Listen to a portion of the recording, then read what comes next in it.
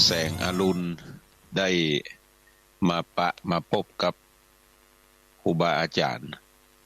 พี่น้องวงวานเฮาตันทั้งหลายแห่มวันหนึ่งขอแตบใต้ไว้สาในปุญญาปารมีธรรมของพระเถระโนเถระเจ้าคณะพระสังฆาธิการภิกขุสงฆ์องค์เนนจุตนจุองค์ตีรับฟังรายการนี้อยู่ยังวัดยังวาจุตนจุองค์ขอความผาสุกในธรรมจุงมีแก่บรรดาพี่น้องศรัทธาตายกตาญิกาหนุ่มน้อยใจยิงทั้งหลายตีรับฟังรายการนี้อยู่ยังบ้านยังจองกลางตุ่งกลางนากลางแพะกลางป่า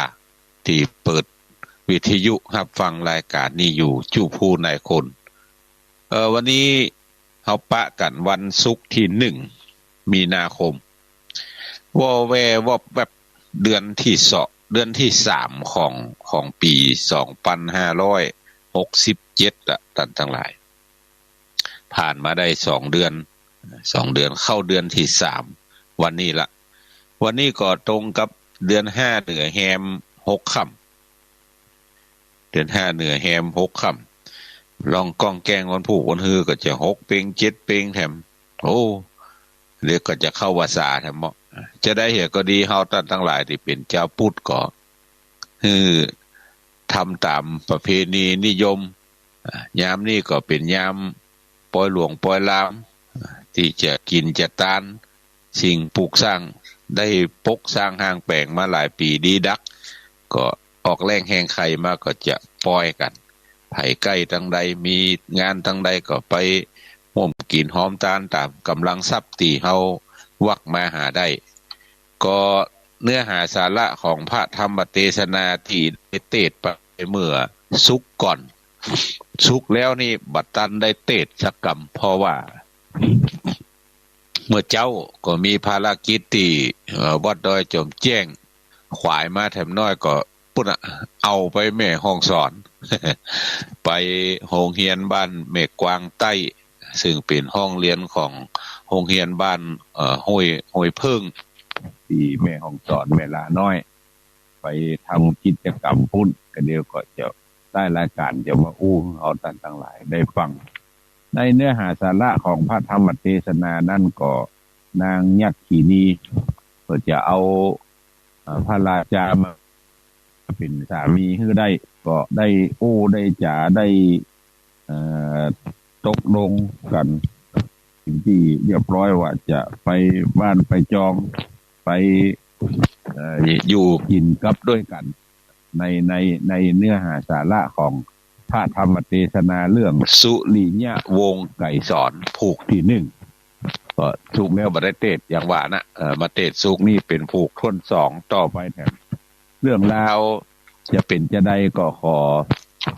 แทบไตไว้สาและเชิญชวนเฮาท่านทั้งหลายได้สดับรับฟังตามสมควรแก่เวลาสืบไปนะโมตัสสะภะคะวะโตอะระหะโตสัมมาสัมพุทธัสสะตะตาอามัตโตเทสวาลาจานังนาทิสาทะโบตุลาโสตุยันนาสัพปุริสะตังหลายจุงตังโสตาภาสาทหูดาฟังยังสุริยวงศ์ไกสอนยายเดิมอ่อนก่อนเก้าดังจักเล่าให้จ้าไปนานี่เตอนาตะตาในกาละยามนั้นส่วนอันว่านางเทวดายักษ์ก็มานำเอาพัญญากุศลาดไปถึงยังที่ไกลส่วนอุทธัญญาณที่นั่นนางเทวดายักษ์ผู้นั้นมันก็ ก็ตามฤทธิ์เทเหือพาผู้สาอันแป้งเป็นหงบินมานั่นเนละมิดเป็นนากับบ่วงบาทเหือเป็นเชือกไปผูกยังคอแห่งเสนาอามาตย์ตั้งหลายไว้จุคนแล้วปัญญากุศลาดอันอยู่ในหงส์คำนั้นก็กล่าวว่าสู่ต้านตั้งหลายบ่รู้จักกูอันจะเลอกูนี้ก็คือพญากุศลาดอันเป็นเจ้าแห่งสู่บัดนี้สู่หากมาพร้อมกับโดยนางเมฆวัดีได้จำกูพระองค์ไปไล่ยับเอายังกวางคำในป่าแต่ตนเดียวสู่ต้านตั้งหลายก็บอกเข่งข้ามแก่กวนเป็นเจ้าพญาแห่งสู่มาแต่ก่อนสู่ก่อนยังบทติดตามกูไปสักคนพ่อกลัวแต่นางเมฆวดีเตวีอันเป็นเจ้าแห่งสู่ก็เต้าปล่อยกูไปผู้เดียวหือไปลงภัยเขียวถึงเมืองยักษ์ยักษ์มาคำลาบยังกูเลี้ยวก็มายับเอามาแห่งกูไปกินเสียแล้วโตนกูก็ลืมคิงตายไปอยู่ที่นั่นแต่นั่นมาก็ยังมีนางเทวดาก็หากนำมายังกูนี่โป้นจากยักษ์ได้โป้นจากตั้งตายบัดนี้นางเทวดาก็หากเอาวิมานติบมาส่งกูแลมักว่าสู่ตั้งหลายจักมากระทำกำลาบแก่กูสันใดก็จุงมากระทำตามใจแห่งสู่เตอะว่าอ่าน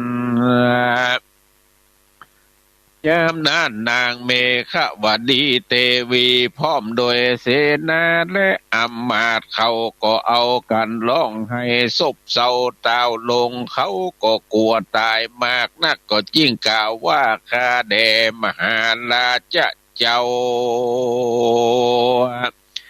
ผู้ข้าทั้งหลายบ่ได้จงจังยังพญาเจ้าสักอันผู้ข้าทั้งหลายก็ได้ติดตามหายังพระเจ้าก็บ่ตันก็ลวดลงหนทางปัดภาคพญาเจ้าเสียในดงป่าใหญ่ที่นั่นก็มีแลบัดนี้พญาเจ้าก็หากมีบุญอันมากและมาได้ภาษาทงคำมันเป็นที่สถิตสำราญมาถึงบ้านเมืองดังเก่าผู้ข้าทั้งหลายขออัญเชิญเสด็จลงมาเป็นเจ้าฟ้าแห่งผู้ข้าทั้งหลายดังเก่าเดชเตอทุกขังปาลีพุนจาติอันว่าความทุกข์แห่งผู้ฆ่าตั้งหลายจากเชือกกับบ่วงบาทอันมาผูกคอไว้ขอพระเจ้าจุงตัดเสียยังบ่วงบาทอันมาผูกคอแห่งผู้ฆ่าตั้งหลายเฮือปุดขาดไปปล่อยเฮือผู้ขาทั้งหลายได้มีชีวิตเป็นคนแด่เตอะว่าอันตะโตในขณะยามนั้นส่วนว่านางยักษ์อันเนรมิตเป็นนางเทวดาก็เหาะเหินลงมาสู่ท่ามกลางเสนาและอำมาตย์ทั้งหลายแล้วก็มาสำแดงตนเฮือผาโกดแก่คนตั้งหลายเฮือหันเป็นดังนางฟ้านั่งอยู่ไกลพญา กุศลาดแล้วก็กล่าวซึ่งคนตั้งหลายว่าพญาเจ้าตนนี้หากตกอยู่ในเมืองพญายักษ์แล้วตนเราเป็นนางเทวดาอันพญาเวสสุวรรณเจ้าใจฮือลงมา ในด่านป่าไม้ตีนั่นเราก็หันพญายักมาคำลาบตนพญาว่าจักยับเอาไปกินแถมเราเหตุนั่นคาอินดูคุณนามากนักก็จริงคำลาบยังพญายักผู้ใจบาปแล้วก็นำเอายังพญาเจ้ามาสู่ภาษาทแล้วได้มาสมสู่อยู่กับกันพญาก็ขอเอาข้ามาเป็นอากามเหสีเทวีฮักว่าอันเหตุว่านางเมฆวดีนั้นบังคับเพื่อพญาเจ้าไปตายในป่าบัดนี้พญาเจ้าได้คืนมาแล้วกันว่าต้านตั้งหลายจักเอานางเมฆวดีผู้ใจบาปนั้นมาเป็นอากะมเหสีดังเก่าตัวข้าก็บ่อยู่เป็นอากะมเหสีเทวีกับพญาเจ้าโตนนี่ได้และตาตาในกาลยามนั้นพญากุศลาชและเสนาอำมาตย์ทั้งหลายก็จริงพร้อมกันลงโดยมาตุกรรมกับโดยนางเทวดายักษ์ตนนั้นพญาก็จิ้งปงลาจะอาจญาหมู่เป็ดจะขาดทั้งหลายมาแล้วพญาก็กล่าวว่าสู่จุ้งเอานางเมฆวดีไปฆ่าเสียในวันนี้เตอะแล้วมาอัญเชิญเอานางเทวดาเทวีผู้นี้ไปเป็น อากะมเหสีเป็นเจ้าสู่เตอะยามนั้นเสนาอำมาตย์ทั้งหลายก็ไว้พญาวเทวะคาเดมหาราชเจ้าอันว่าโตสาโตตั้งมวลผู้ฆ่าทั้งหลายขอเอานางเมฆวดีไว้ให้มีชีวิตขอพญาเอาผู้ฆ่าทั้งหลายไปต่างนางแดเตอแล้วจุ้งไว้ชีวิตแห่งนางเทวีแม่นวเสนาและอำมาตย์ขอเต้าใดก็ดีพญากุศลาชและนางยักษ์กินีก็บ่ฟังก็ซ้ำเล่งเงือเอาไปคาอยู่ใจเมื่อนั้นพวกคาตั้งหลายเขาก็มาผูกมัดเอายาง นางเมฆวดีนำไปสู่ป่าจ้าหันแลส่วนนางเทวีก็มา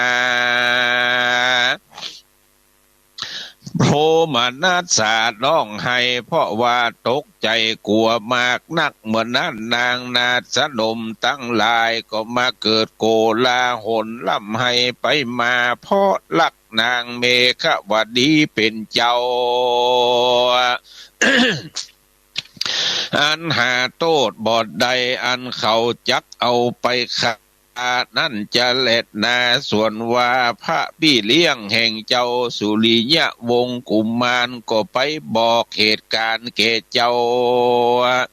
สุริยะวงศ์กุมารว่าเพิ่นจักเอาแม่แห่งเจ้าไปขาดในป่าจ้าบ่รู้จุภการก็มีวันนั้นแลมหาสัตโตปิส่วนอันว่ามหาสัตเจ้าสุริยะวงศ์รู้แล้วก็ลุกเล่นไปตามหายังแม่มาตาแห่งตนอันพวกข้ามัดไปสันนั่นแนวเจ้าก็ร้องล่ำให้ไปกอดเอายังแม่แห่งตนส่วนหมู่เป็ดจะขาดทั้งหลายเขาก็บ่อาจจักตัดคอแห่งนางใด เขาก็ใจกันรีบคืนมาไวสายังพญากุศลาชด้วยคำว่าเทวะคาเดมหาราชเจ้าผู้คาตั้งหลายก็ผูกมัดเอานางเทวีไปบดตันถึงป่าจ้าส่วนว่าเจ้า ลาจะบุตรกุมมารก็ไปกอดคอแม่ไว้เสียเพื่อว่าจักตายแทนแม่มาตาว่าสันนี้แลผู้ฆ่าตั้งหลายจิ้งขึ้นมาไว้สาพญาเจ้าสันนี้ก็มีแลเมื่อนั้นพญากุศลาดอันลงโดยอำนาจแห่งนางพญายักษ์เท่าเต้าก็จิ้งกล่าวว่าสู่จุงมัดมันทั้งสองแม่ลูกเตอะยามนั่นพวกข้าตั้งหลายก็รีบเล่นไปเพียวป่าจ้าก็พร้อมกันว่าจักฟันยังสองเจ้าแม่ลูกก็มีแลปันดุกรรมปละศิลาอันว่าหินปันดุกรรมปละศิลาบาทแห่งเต้าลาดอินตาก็สำแดงอุณหาการอันร้อนกระด่างแข่งมากนักส่วนอันว่าพญาอินตาก็สะยองลงมาโดยตาที่แห่งตนก็หันยังโปธิสัตว์เจ้าคือหนอเนาสุริยะวงศ์กับตังองค์มารดาอันพวกหมู่คาได้ผูกมัดเปื่อจักเอาไปตัดคอเหือตายสันนั้นและพญาอินตาก็รีบเสด็จลงมาในกาละเมื่อพวกข้าจักดาบฟันส่วนว่าดาบอันนั้นก็กลับกลายเป็นขบวงบาทมาผูกมัดเอาอย่างพวกข้าตั้งหลายเฮือกิ่งกับกายไปมาโดยอานุภาพแห่งพญาอินตาส่วนว่าเชือกผูกมัดยังเจ้าทั้งสองแม่ลูกก็กลับกลายเป็นรูปขพวงดอกไม้มีกลิ่นกันทะอันหอมลันจวนใจมากนักก็มีแลส่วนเจ้าทั้งสองแม่ลูกก็มีใจอภิลมจมชื่นยินดีมากนักแล้วก็จวนเอากันหนีไปสู่ป่าไม้หิมพานต์ก็มีวันนั่นแลส่วนว่าพวกข้าตั้งหลายอันพญาอินตาผูกมัดไว้นั่นก็ฮือกับกิ่งเกือกไปมาสันนั่นก็เป็นอันลำบากยิ่งนักเขาก็ปากันร้องไห้อยู่ในป่าจ้าตีนั่นก็บ่อาจจะท่วงติ่งใดอยู่ที่นั่นก็มีแลสัพเปมนุษย์สาส่วนอันว่าคนตั้งหลายเขาก็ปากันไปสู่พระเจ้าเพื่อว่าจะให้หันยังเจ้าทั้งสองแม่ลูกก็เต้าใดแต่หันยังหมู่พวกข้าตั้งหลายปากันร้องให้ค้างตายอยู่สันนั่นเขาก็รีบไปบอกแก่เสนาผู้ใหญ่เมื่อนั่นเสนาตั้งหลายก็รีบออกมาดูยังพวกข้าอันกิงกับเกือกไปมาอยู่สันนั่นก็เป็นอัศจรรย์และลำบากมากนักเขาก็รีบไปไว้สายังพญากุศลาชผู้เป็นข้าว่าผู้ข้าตั้งผู้เป็นเจ้าว่าผู้ข้าตั้งหลายหนุ่มเนาก็ได้ข้ายังสองเจ้าแม่ลูกตามพระราชอาญาแล้วและว่าตะตาในกาละยามนั้นพญากุศลาชพร้อมโดยนางยักษ์ก็มีใจจมชื่นยินดีแล้วนางเทวนิมิตผู้นั้นก็แก้เสียยังเชือกขบวงบาทอันผูกคอเสนาอำมาตย์เสียงจุผู้จุคนก็มีแลเมื่อนั่นเสนาและอำมาตย์ทั้งหลายเขาก็ย้อนจุลีไว้ขออัญเชิญพญากุศลาชกับโดยนางเทวดายักษ์ไปเป็นเจ้าเมืองแห่งเขาก็มีวันนั้นแลตะมัดถังปากาเซนโตสัทธาอาหะสัทธาอันว่าสัพปัญโยโตนเป็นคู่แก่โลกจักไข่อาโปกบาลีบทหลังมีไปแจงพระจิ้งแสงเตสนาว่าภิกขเวดูกลาภิกขุตั้งหลายทัด แต่นั่นไปปลายนาส่วนอันว่าเมืองปัญจลนครนั้นเคยประวรเอกอ้างบัดนี้ก็บังเกิดอย่างทุพพิฆภัยต่างๆเป็นต้นว่า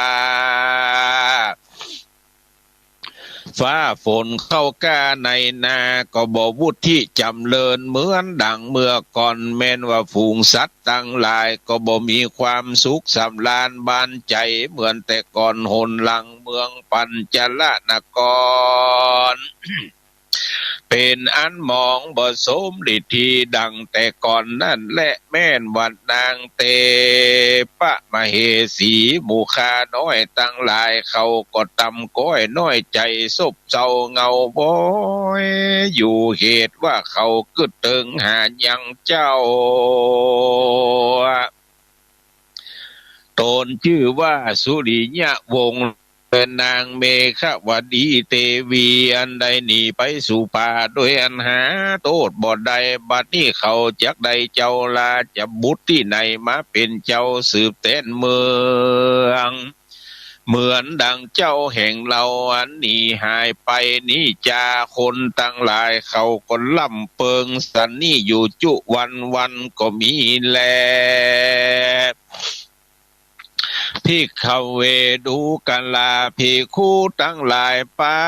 งเมื่อพระตถาคตยังต้วนเตียวไปมาในวัฏฏะสงสารยังพงสร้างโปที่สมปานวันนั้นก็ได้เกิดมาเป็นเจ้าสุริยะวงศ์กุมารนั้นเจ้าจอมพางโตนป้อฟังกำสอแห่งนางยักษินีวันนั้นพญาตนป้อเฮบังคับพวกข้าเอาไปฆ่าในป่าจ้าวันนั้นเขาก็บ่อาจจักฆ่าได้ด้วยเตจาปาลมีธรรมแห่งพระตถาคตอันได้สร้างยังโพธิสมปานมาวันนั้นปัญญาจะและนาจริงเจ้าสุริยะวงศ์กับแม่มารดาได้หนีเข้าสู่ป่าไม้ก็มีในกาลยามนั้นและสาภิเทวีเมื่อนั้นนางเมฆวดีอันได้หนีเข้าสู่ป่าพร้อมกับโดยลูกลาสุริยะวงศ์สองคนเจ้าเข้าดงป่าไม้นับว่าไก่ประเทศเขตแดนคนยิ่งนักเจ้าทั้งสองแม่ลูกก็เอากันแสวงหายังมูลละผาลาลูกไม้กลางดงไพรปากกว้างมาเลี้ยงสืบสร้างอินทรีย์กันค่ำในก็เอากันนอนติหันสองหนอดจันแม่ลูกก็จะเดินไปตามอรัญญประเทศอยู่ตามเขตดอยดงอันมีเทวดาหากตามรักษาพระองค์อยู่บ่ขาดแม่นว่าสัตว์ทั้งหลายมีเนื้อกาขนองของป่าทั้งหลายเขาก็บ่อาจจักมาเบียดเบียนยังสองเจ้าแม่ลูกใดก็มีแลสัพเพเทวาส่วนว่านางเทวดาตั้งหลายก็เนรมิตยังลูกไม้อันมีโอจารสอันหอมหวานตามพิมพ์หนทางอันสองเจ้าแม่ลูกจักเดินไปคือได้เสวยจุวันบอกขาดก็มีแลพิว่าจักกันนายังหนทางนั้นสองเจ้าจอมพางแม่ลูกหนีออกจากเมืองอันชื่อว่าปัญจลนครมาสู่ป่าใหญ่นับวันนานใด7 เดือนเจ้าทั้งสองแม่ลูกก็ไปลอดเถิงหิมวันตาประเทศอันเป็นแดนเขตหิมปานในกาละนั้นเจ้าทั้งสองแม่ลูกก็ไปลอดไปถึงที่นั่นมีโบกครณีสะอันมีตาลาเปียงเลียงงามอันเต็มไปโดยดอกบัวดอกป้านจังก่อนตั้งหลายมีสันธานล่มไม้นิค คตหากตั้งอยู่ริมโบกธรณีอันห่มกว้างดีก็มีแลในสันธานที่นั่นอันเป็นที่อยู่แห่งพญายักษ์ตนชื่อว่าพญาโกรบยักษ์ขาหากเสวยลาจะสัมปติอยู่ในเมืองนันตพรานปุลีอันมีในวางน้ำกงกามหานาทีก็มีแลส่วนอันว่าเมืองนันทพานนั้นหากเต็มไปโดยหมู่ยักษ์ทั้งหลายมีอาณาเขตกว้างใด12 โยชนะมีกำแพงแล้วโดยหินล้อมเวียงสูงได้คาวุธมีปราสาทอันแล้วโดยเกลียวและเงินคำมียอดปราสาทได้12 ยอดมียักษ์ขีนีเป็นปริวาร12 อโคเพนีพญาตนชื่อว่าโกลบที่ราชหากอยู่รักษาเป็นใหญ่แก่ยักษ์ตั้งหลายเต้าว่าพญายักษ์ตนนั้นก็หาอากะมเหสีบทใดมันมีเตจะฤทธิอันมากมีอายุนานได้แสนโกฏปีก็เต้าแสวงหายังเทวดาเทวยักษ์ก็บ่ได้มันเต้าเอวล่าเล่นแต่ดอกไม้ตั้งหลายไปจุวันก็มีแลส่วนโบราณกรรมแห่งพญายักษ์คือบ่ชอบใจนางเทวดาตั้งหลายและนางยักษ์ตั้งหลายก็มีแลเอกะที่ว่าสั่งยังมีในวันหนึ่งพญาโกรบยักษ์ก็ถลงยังเครื่องอลังการแล้วก็สัญญองไปด้วยลวงอากาศดอกจากเมืองแห่งตนไปเฉพาะนา สู่ป่าหิมปานมันก็แสวงหาจมนางดอกไม้แล้วก็หนีมาสู่โบกครณีอันนางเมฆวดีกับเจ้าสุริยวงศ์อยู่ที่นั่นส่วนปู่เฒ่า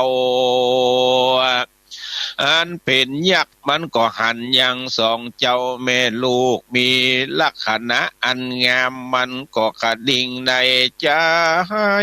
ว่ากูจักเอานางผู้นี้ไปเป็นเมียกูเตอะว่า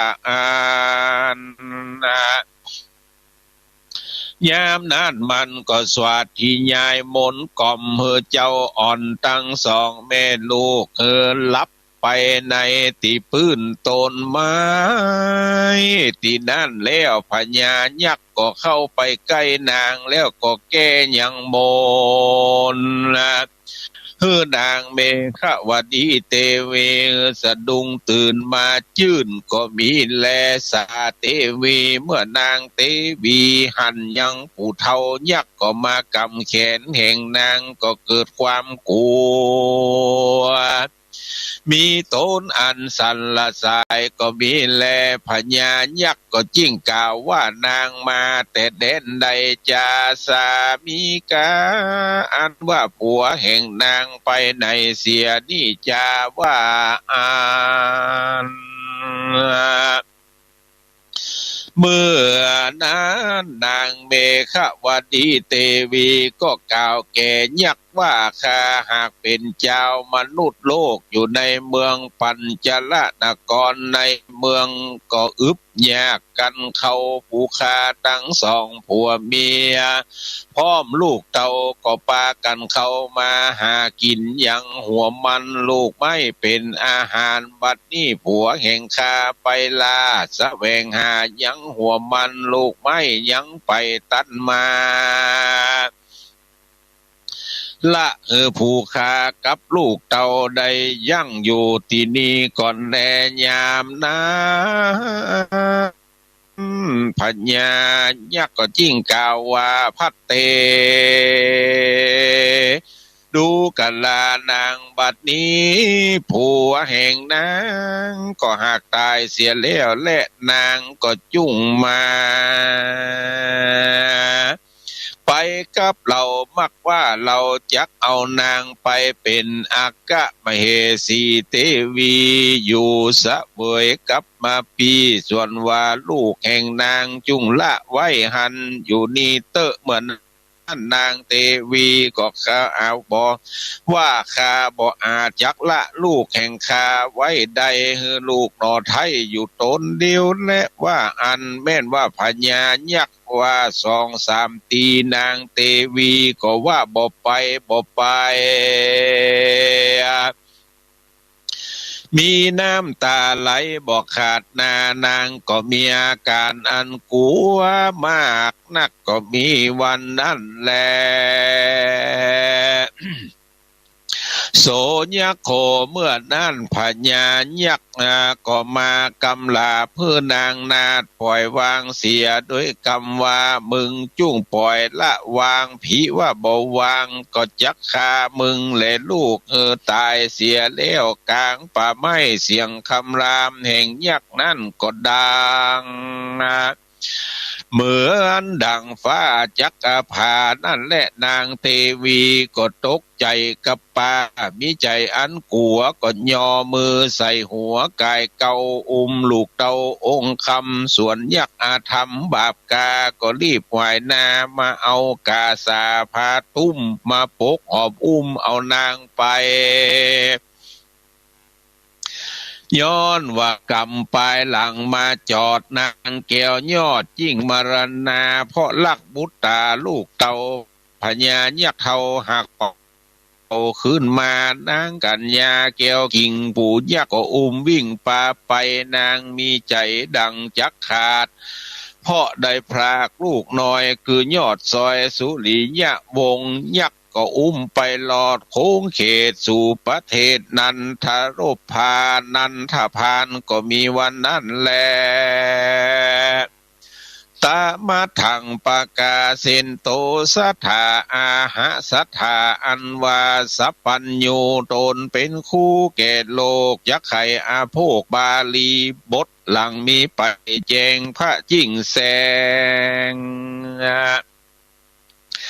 เตสนาวาตะโตญะโขญะธาโปติสัตตาดังนี้เป็นตนพิขเวดุกลาภิกขุทั้งหลายในกาละนั้นไปปลายนายักษ์บาปกาโมหามันก็นำเอานางเมขวดีไปลอดดงลีป่าใหญ่อันเป็นแคว้นแห่งมันแล้วก็ยังมีพญาวอกตัวหนึ่งมีปริวารได้แสนอันพญาหือรักษาแดนนันตพานเมื่อนั้นพญายักษ์จิ้งว่าดูกะลาพญาลิงตานจุงหักษายังนางอากะมเหสีแห่งกูฮือดีแล้วกูจักไปสู่ตาน้ำเพื่อสงเกตเก่าแห่งกูก่อนแลกันว่าเสร็จเมียนแล้วก็จักคืนมากันยักโกรบกาวแล้วก็รีบไปสู่แม่น้ำอโนมาแล้วก็ลงอาบองค์ส่งน้ำก็มีวันนั้นแลที่นี่จะเถิงนางเรื่องเบขวดีอันพญายักษ์นำหนีมาอยู่กับพญาลิงดังอันนางก็มีน้ำตาไหลอยู่บ่ขาดเปิดกึดถึงน้อยนาดลาจะบุตตาอันนอนในพันนาลาวป่าลูกน้อยลาจักเป็นสันใดนางมีใจปันบาเหมือนดังขวานผ่าหัวอกนางมีน้ำตาตกทางย้อยนางนอนน้อยให้ปุ่นคุณนา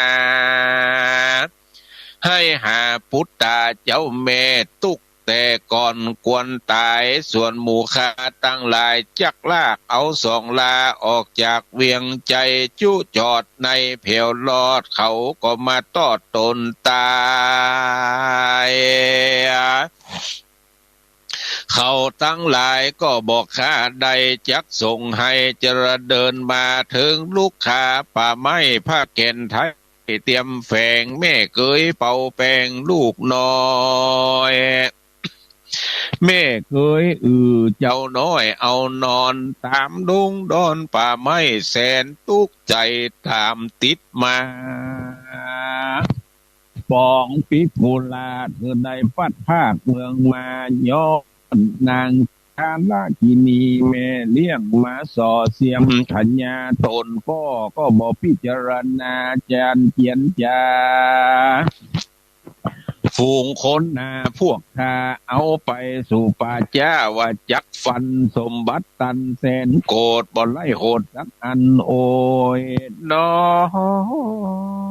บัดนี้กรรมมาตันทองบ่ผ่อนปลาลูกน้อยอ่อนกับนี้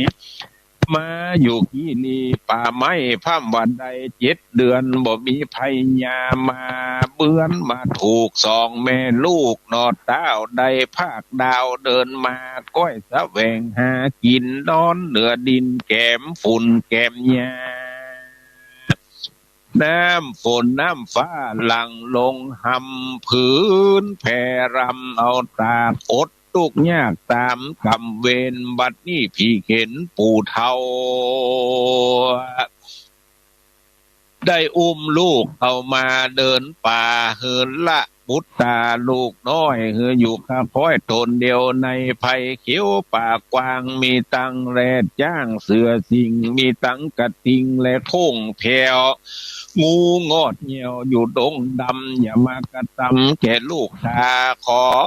เจิญเตวดาหนอดให้จุ้งเสาะไส้ลุมลาอย่าเฮือมีภัยญาแก่ลูกข้าพอพญาอินโตนอยู่ฟ้าผายโพดผานีแดดเตอะนางก็เอาพากับตั้งแหวนทำมาลงเปื่อจักจงใจจอดนางแก้วพญาลิงจิ้งจากับลิงนายดานวดุกลาตานวัดสั่งอาหังอันว่าคา ขอฝากแผ่นผ้าและแหวนคำมาลงตั้งภาพตะลงแห่งผู้ค้าไว้กับเจ้าจิมเตอร์อันว่าลูกแห่งคามาจวบปบเจ้าดังอันขอตานจุ้งนำเอามอเพื่อแก่ลูกคาเดเตอร์กันว่านางกล่าวแล้วนางก็ฮือพญาลิงก็มีแลส่วนพญาลิงก็มีความสังเวชอินดูพญาลิงจิ้งเอาแหวนทำมาลงกับตั้งพาสบายแห่งนางไว้ที่สมควรแล้วบ่ฮือพญาได้หู้หันก็มีวันนั้นแลอาถายักษ์โคเมื่อนั่นส่วนพญายักษ์อันมัวเมาโดยกามากิเลสก็มาขึ้นใจว่าจักมาเสพสมกับโดยนางอุดมดังอันมันก็รีบส่งน้ำแล้วก็รีบแต่งเครื่องอาภรณ์มีรูปอันงามเหมือนดังพญาอินมีเครื่องสวยสังวานหากดูงามก็มาอุ้มเอานางเมฆวดีเตวีด้วยมือแห่งมันก็เฉพาะนาไปสู่เมืองนันตะพานมันก็วางนางไว้เหนืออาสนาอันมีภาษาทก็เพื่อว่าจักเสพกามกุลกับโดยนางงามก็มีแลโดยไตจะศิลแห่งนางเตวีก็บังเกิดมีตนอันห้อนมากนักพญายักษ์ก็บ่อาจจักเข้าใกล้ตนนางใดก็เต้าจูบจมดมกินรสแห่งนางแต่ภายนอกบ่ได้ก็มีแลมันก็มานบน้อมยังราชสมบัตินางฮือเป็นอากามาเฮสีมักว่าเป็นใหญ่แก่นางตั้งหลายได้66,000มันก็ปงอาจญาฮือแก่เสนายักษ์ตั้งหลายฮือสร้างแปลงยังภาษาหลังหนึ่งอันมีปืนได้7 จันอันพันดับ ไปโดยเกี่ยวมีลายแล้วโดยเงินมุงด้วยตองมีปื้นแล้วโดยคำป่องตะวันก็เฮือแล้วโดยเกี่ยวมีลายดอกหากดูงามมีอังละเครื่องอลังการอยู่พร้อมมีตังผ้ากวนกาได้แสนคำมีตังปัดน้อยซอยสังวานและออมโอโอแล้วก็ตั้งอยู่ในภาศาสตร์มีนางขับฟ้อนเป่ามโหรีตังปาดปินตังลายกวนสนุกมากนักและมีต้นไม้อันตั้งอยู่ดูงาม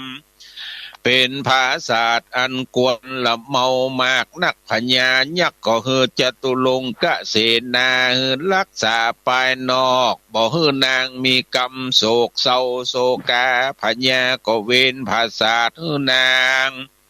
เมฆวดีวันนั้นก็มีแลส่วนนางเมฆวดีก็อยู่ในภาษาตีนั่นโดยคณิงหาลูกน้อยแห่งนางอยู่บ่ขาดสายนางก็ก้อยนาปากตานกับโดยยักนางก็บ่มักแก่ใจตนสักสิ่งเต้าขึ้นหาลูกน้อยขิ้นสุริยะวงอันอยู่ในดงมืดมดนางบ่หันนาพ่อแม่ต่างใดนางก็มีใจปานดังจักขาดน้ำตาหยาดไหลตกนางก็ยกมือใส่เจ้านบน้อมเจ้าหมู่เทปาขอฮือรักษาบุตรนอนเนา ขอเฮือได้หันหน้าเจ้าเมื่อปลายโลนแดดเตอะว่าอันก็มีวันนั้นบ่ญาจะแล่นนาตะมัถังปากาเซนโตสัทธาอาหะสัทธาอันว่าสัพปัญโยตนเป็นคู่แก่โลกจักไข่อาโปกบาลีบทหลังมีไปแจงพระจิ้งแสงเตสันนาวาภิกขเวดูกันลาภิกขุทั้งหลายตนตะลงสินใสสัตวาตนเป็นอริยจาตสาวกานิยายอันนี้นาจักกล่าวถึงนางเท้าเมฆวดีมีหทัญญาแก้นกั้งน้ำตาหลั่งไหลตกเอามือลูบอกโทนร้องไห้หาเกี้ยวแก่นไทยสุริยะวงอันอยู่ในดงป่าไม้เจ้าหนอไทยลับบทจืนกันเจ้าตื่นมาแล้วจักกาดแก้วหาไผนางล่ำไหลอยู่ใจอยู่ภาษาไทยยักขา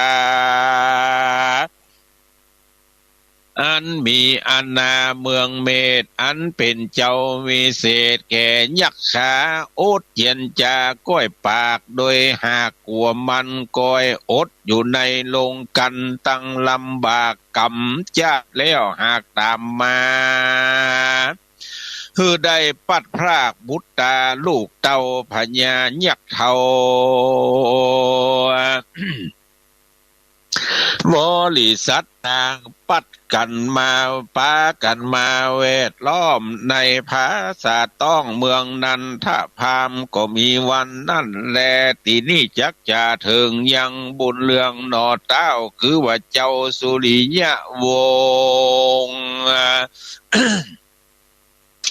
อันนอนอยู่ในดงลมไม้กับโดยแก่นไทยแม่โตนนอตัดสะโปนตื่นขึ้นมาแล้วเจ้าหนอแก้วบ่หันแม่แห่งตนเจ้าก็เววนร้องให้หาแม่แก่นไทยแห่งตนเจ้าก็บ่หันสักทีเจ้าก็เล่นตามหาหกไปมาตามตีไกว่าแม่แก่นไทยไปไหนไปง่ายนักง่ายเบาหรือว่าแม่กู้ไปตาลวดลงกว่าต่างใดเจ้าก็เล่นไปตามที่นั่นก็บ่หันในสักแห่งเจ้าก็ให้ลูกเล่นไปมา มีน้ ตาไหลตกอาบนาตู้เก้าฟ้าโลกขีพระบุญมีน้อยนาก็มีหัวใจดังจะขาดเววาเจ้ามาดาเฮ้ยพระแม่เจ้ามาละลูกเต่าไปไหนจ้ารู้ว่าแม่นี่มาไปป่าเสือไล่ล่ามาหันมาโผขันอยู่ทา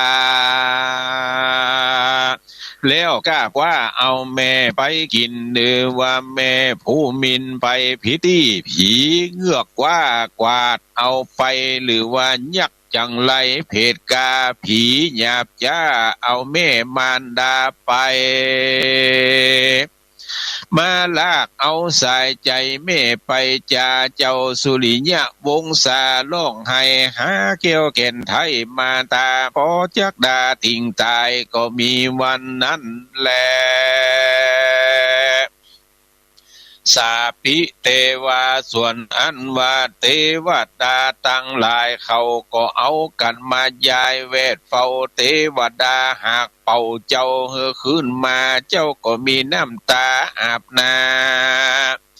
เกี่ยวกับผ้าโปที่ยานเตียวสงสารโศกตองในแห่งห้องโลกอันนาส่วนสุริยะวงศาอ่อนน้อยให้ข้าค่อยเอวหายังมาตาแก่นไทยร้องแหบให้หิวตายท่านปอเดือนปลายโคงเขตเต้าเตเวศสังหรณ์ กลางคืนนอนในป่าร้อนไล่ลาตาตนเดียวอุตสาหะเตียวหาแม่เจ้าบ่รู้แต่ต่างใดก็จะเดินไปตุกแห่งพับตัวแก่งผาจันเอามือพันเกาะกอดเปียงขึ้นยอดผาปูดอยเจ้าก็ไปหันลอยมีเหมยปากเศร้าเจ้าคิดว่าลอยตินคนเจ้าก็เววนร้องไห้หาแก่นไทยมาตาพับอาณาแผ่นห้องพับเต้ต้องดงดอนกลางคืนนอนป่าไม้ร้องล่ำให้หิวตายฝูงสัตว์ต่างหลายปอตื่นเต้นนกล่าเล่นในดงไผ่ร้องเสียงย้ายจุแงล้างเตื้อเหมือนแม่มารดามาร้องหาบุตรตาลูกเต่าเหมือนเสียงแม่เจ้าดีหลีว่าดูลาสีสุริยะวงเหยแก่นเงาอันเป็นลูกเต่าพุทธลาจาเจ้าก็เล่นไปหาหันร้อยว่าเป็นแม่มารดาก็บ่แม่นเป็นเนื้อนกแล่นหนีในกิรีปากกวางก็ลวดนาเขาตาตั้งดอยดงเจ้าสุริยะวงก็ลงป่าเดินด้านกว่าจุแงเสาะหาแม่ไทยโตนจิ้งลงดอยดงป่ากวางเป็นที่อยู่จ้างเสือมีก็มีวันนั้นบ่ญาจะและนานิทิตางขี่ยานก่าวยังคองข่าวสุริยะวงอันเป็นตุติญาผูกทวนสองอันเจ้ามองกำเศร้าเสาะหา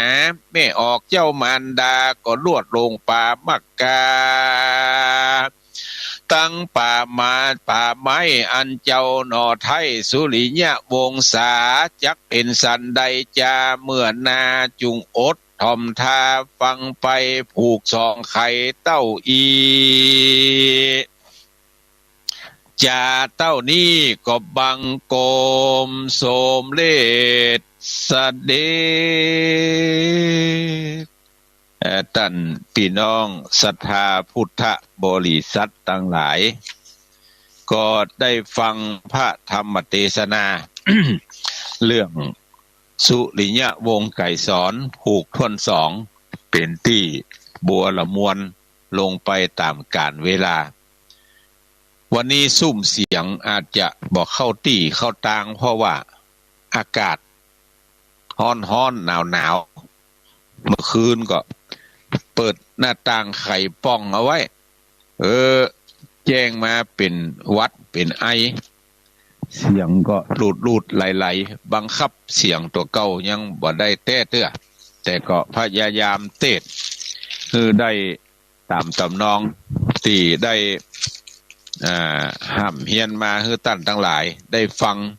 ก็อาจจะได้จะลดพ่องบ่ได้พ่องตามนั้นเพราะว่าเสียงนี่ถ้ามันบ่อยู่นี่มันจะรูดไหลฟังบ่ประม่วนมันบ่จับถ้าเสียงอยู่แล้วก็จะฟังไปม่วนตามสมควรก็แต่เจ้าได้อู้ถึงเรื่องปกสร้างห้างแปลงไปหั่นมานี่บ่ได้อยู่ไปจ่วยตั้งนั่นตั้งนี่พ่องก็เบื้องต้นนี่ก็ต้องขออนุโมทนาขอบคุณท่านอาจารย์พระครูอนุสิทธิ์ธีรคุณตุเจ้าหลวงวัดแม่ลาหลวงผู้รักษาการแทนเจ้าคณะอำเภอแม่ลาน้อยที่ได้อนุเคราะห์คณะทำงานพระสงฆ์คณะทำงานวันนั้นได้ไปพักไปเจ้าที่วัดของท่านอาจารย์พระครูก็ได้ให้ความอนุเคราะห์ภัตตาหารเจ้ายังได้รับเมตตาจากท่านอาจารย์ขึ้นไปที่ห้องเรียนโรงเรียนบ้านแม่กวางใต้ซึ่งอยู่ในเขตอำเภอแม่ลาน้อยไปพอไปกอยโรงเรียนไปมอบของไปปะกับอาจารย์จุมพรแจ้งจิต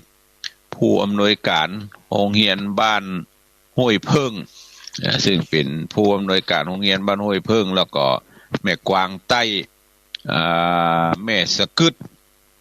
หมู่นี้จะเป็นห้องเรียนเปิดตั้งแต่อนุบาล1ถึงป.3 ได้เป็นห้องเรียนต่างๆก็ได้ไปมอบสิ่งของให้กับโรงเรียนมอบให้กับนักเรียนส่วนหนึ่งมอบไว้กับหมู่บ้านเพื่อได้ใจได้สอยในด้านเครื่องใจไม่สอยโอ้ไปพอโรงเรียนเพิ่นแล้วก็นักเรียนมีบ่หลายแต่ว่าย่อมบ้านเนี่ยมีนักมีหลายปอกวนก็จึงหันความสำคัญของการศึกษาของละอ่อนก็ปากันจวนกันไปเหี่ยวไปพอไปก้อยว่าจะช่วยเหลือได้จะได้แห่มพ่องก็ได้รับความอนุเคราะห์จากพระเจ้าพระสงฆ์โอ้หลายตนหลายองค์ที่ได้ไปด้วยกันก็มีที่บ่ได้ไปก็มีให้หอมสตางค์กันไปอาตมาภาพก็ผมก็เอาไปซื้อวัสดุอุปกรณ์ที่โรงเรียนต้องการใช้ก็อนุโมทนากับคุณธัญญสุวรรณเกิดจังหวัดนครปฐมให้หอมมา 2,000 บาทนางนวกันศิริตีภพศรีสกุลนครปฐม300 บาทท่านพระบดีกาพิทัศน์วรธรรมโมวัดปางไฮดอยสะเก็ด 1,000 บาทท่านพระครูศรีปทุมลักษณ์วัดหนองบัว 1,000 บาทนางฟองเมฆสิทธิปัญญาเจ้าหน้าที่รพสตแม่โป่ง500 บาทนางยุพินปันเมาบ้านโป่งเทวีเวียงปะเป้ากับญาติแถม440 บาท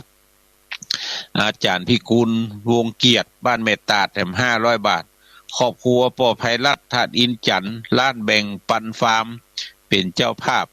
ยาสามัญประจำบ้านโรงเรียนแม่สะกึดโรงเรียนแม่กวางใต้ในวงปัจจัยแถม 2,195 บาทครอบครัวนายณัฐพงษ์นางสายพินจันเที่ยงบ้านปางไฮแถม 1,000 บาทนางสาวสุพรรณิกาลิขิตตระกูลลุ่งบ้านนันตารามแถม500 บาทอธิการนิรันดร์ทิตะธรรมโมวัดตัดเหมย500 บาทพระวรพลคณิตสโลเลขานุการเจ้าคณะอำเภอสำโรงจังหวัดนครสวรรค์แถม 1,000 บาทอาจารย์พระครูมานิตพัทรคุณตุเจ้าหลวงวัดแม่โป่งเป็นเจ้าภาพอาหารกลางวันเลี้ยงละอ่อนแถม 2,000 บาทท่านพระครูสังฆลักษณ์สุเมธสิทธิวรยาโนเลขานุการเจ้าคณะตำบลแม่โป่งไม่ให้เงินวัดห้วยบอนแถม500 บาทพระบดีกามงคลสติสัมปันโนวัดเมกะใต้แล้วก็เจ้าคณะตำบลตลาดใหญ่แถม500 บาทท่านพระครูหลวงพ่อพระครูโสพลบุญยวัฒน์เจ้าอาวาสวัดปางกำแพง เจ้าคณะตำบลปะเมียงเทพเสด็จแถม 2,500 บาทได้ให้หอมเป็นปัจจัยมาก็ได้ใจเงินต่างหลายต่างๆนี้ไปตามที่ได้ได้จ๋าได้โฆษณาประชาสัมพันธ์ให้ทุกท่านได้ยินได้ฟังแล้วก็ได้ร่วมกันไปตามกาลเวลาก็ขออนุโมทนาส่วนอื่นๆที่บริจาคสิ่งของมีโต๊ะเล็ก4ตัวเก้าอี้พลาสติก15ตัวเก้าอี้นวมแถม10ตัวท่านพระครูสังฆลักษวัฒน์สุทธิยาโนตุเจ้าหลวงวัดบุงโตนนอกจากนั้นก็แถมหลายตัวหลายองค์ท่านพระครูหิรันสุภาธาดาเจ้าคณะตำบลแม่โป่งไม่ให้เงินแถมได้ฮื้อเข้าฮื้อของมาหลายอย่างเอาไปมอบด้วยกันไปด้วยกันแถมวันนั้นก็อนุโมทนากับพี่น้องศรัทธาเด้อที่เนี่ยทำทำกินสู่กันไปต่างกลางต่างขอบคุณอนุโมทนากับผู้มีส่วนหู้ส่วนหันทุกท่านก็ในสุกหน้าจะได้นำเอาสุริยะวงไก่สอนผูกทวน3มาเทศนาให้เฮาท่านทั้งหลายได้ยินได้ฟังวันนี้วันที่1 มีนาคมเมื่อคืนนี้ปะกันที่วัดออนหลอยเด้อท่านทั้งหลายที่อยู่ใกล้วัดออนหลอยก็ไปร่วมพิธีพุทธาภิเษกโดยเพิ่นเด้อเมื่อคืนนี้เพิ่นจะจัดพิธีพุทธาภิเษกที่วัดออนหลอยสมโพธิพระเจ้าสมโพธิสปะสเปดเด้อเพิ่นปกสร้างห้างแปลงไว้หลายสิ่งหลายอย่างที่ได้กึดล้ำตามสร้างเอาไว้ดังนั้นก็คืนนี้ไปร่วมกินหอมตาลด้วยกันเอาละวันนี้ได้ใจเวลาของทางสถานีมาครบแล้วมาเปิดโอกาสให้ท่านทั้งหลายได้ได้จ่าเด้อเอาไว้สุกหน้าเนาะเพราะว่าเสียงแหบแห้งหู้ตัวดีว่าเสียงไข้ลู่แห้งเป็นโลโตเตละจะได้นำรายการนี้จากท่านทั้งหลายไปก่อนก็ขออำนวยอวยพรให้ท่านทั้งหลายได้อยู่ดีมีสุขมีอายุมั่นขวัญยืนอยู่กับจูดูยังวรพุทธศาสนาดูต่างกินดูต่างไว้ดูต่างใจเตตานในศาสนาแห่งพระโกตมะเจ้าเหมือนกันจุผู้จุคนจัตตาโลธรรมาวัฏฐันติอายุวันโนสุขังปะลัง